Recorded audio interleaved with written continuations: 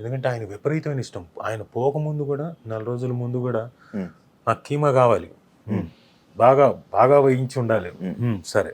నాకు మిరియాల రసం కావాలి, ఓకే. నాకు ఐస్ క్రీమ్ కావాలి, అది ఇవ్వనని నేను. నాకు కావాలి, నాకు కావాల్సింది నువ్వు ఇవ్వనంటావేంటని. నాన్న తినకూడదు, షుగర్ ఉంది నీకు, ఏం పర్లేదు, నాకు కొంచెమే తింటాను. సరే అని వీళ్ళకి పని వాళ్ళకి చెప్పి కొంచెం ఇవ్వండి అని చెప్పి ఆయన ఫుడ్.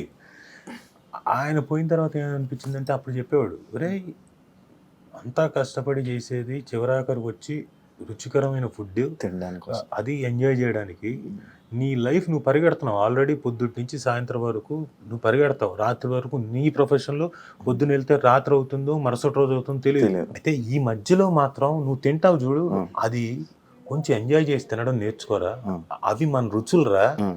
దాన్ని మనం ఎంజాయ్ చేయకపోతే ఇంకెందుకురా, చిన్న చిన్నవేరా మనం ఎంజాయ్ చేసేది, ఫుడ్ ఇలాంటివే.